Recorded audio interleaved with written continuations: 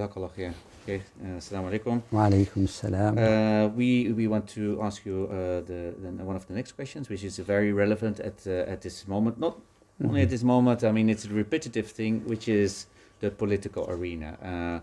We have upcoming elections here and every 4 years, and in all the countries, it's one of the many points that has been debated about within Muslims a lot. Like, can you vote? Is it halal? Is it haram? Or maybe it's not even halal not to vote.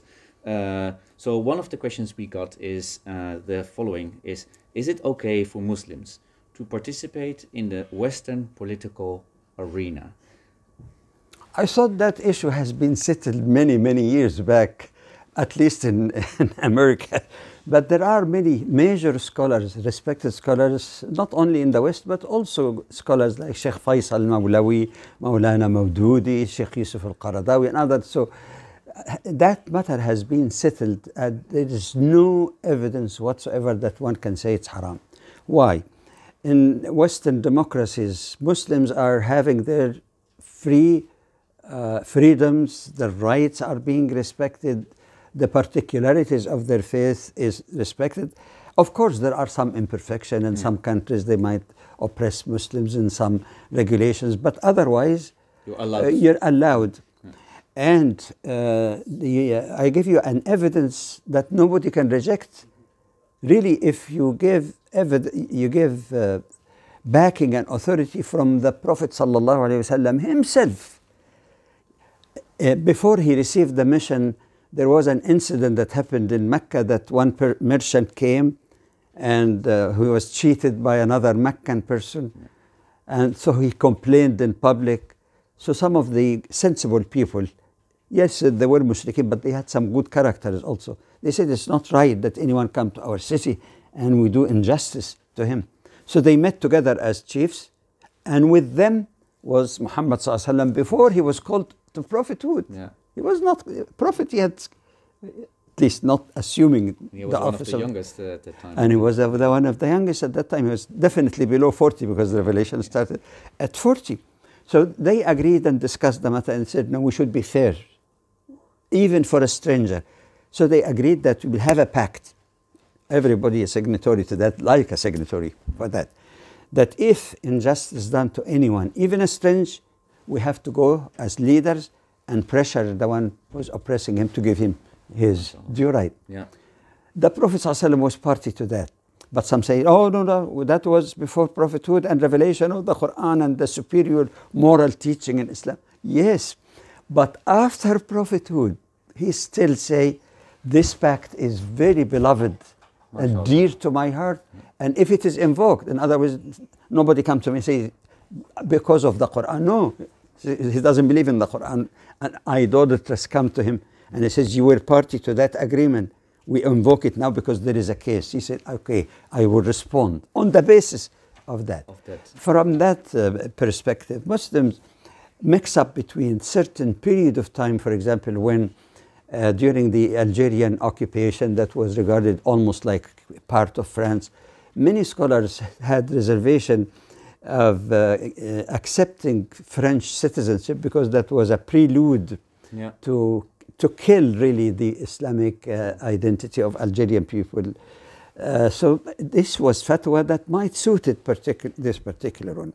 But the scholarship today, the majority, I'm not saying 100% agree, they have a very sound basis from that. In the presentation yesterday, we gave evidence from the teaching of Islam in general that assumes that you're interacting with people, not only with your fellow Muslims, with all. The Prophet ﷺ, so does the Quran speak also in universal terms in being helpful and serving. Actually, I call it serving Allah through serving humanity, not only Muslims. There are numerous ayat and hadith to that effect too. The bottom line, in my humble conviction, firm conviction, but humbly, is that Muslims would be required actually by virtue of their faith to participate in the political process. It doesn't mean that they accept lack of faith or anything of that nature, but even to protect their own rights as one of the components in society. And a Muslim is beneficial to everybody, not only to a Muslim to fellow Muslims. So it becomes an obligation of faith, really, to participate. I'm not talking here about politics, in a sense, a personal aspiration or anything, but the civic, I call it civic engagement, whether it is in the federal level politics or regions or local, like municipalities.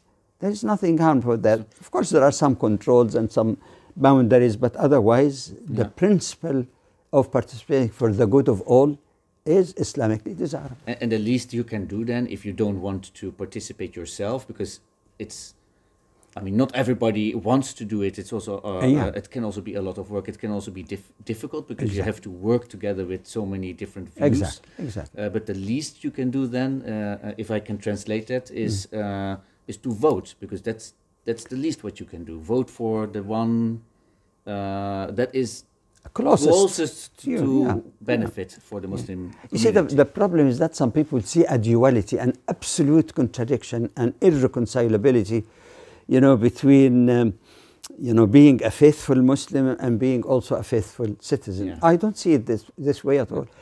Yes, I realize they're not identical in everything, but if you look at the main issues in Islam, really, is what is called actually in the legal terms the supreme objectives of the Sharia or the law, is to safeguard faith, life, mind, property, family. And I think you will find a lot of people who are not necessarily part of the Muslim community who share that. Secular laws even, as far as I know, yes, there are some imperfection, I repeat, but secular laws in Western constitutions basically are compatible. Their objective I think in the Netherlands, indeed, we have. I think you can find all these 5 values exactly in the constitution, even. Exactly, protection of life, and that's why you have courts and you have punishment for those who commit murder and all of that.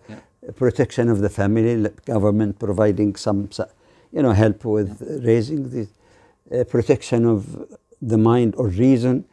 Nobody will dispute that. Protection of family. However, you might find people having their own definition of family is, but nobody, even who does not believe in the traditional family, say that you shouldn't have a right to raise your children in the traditional way.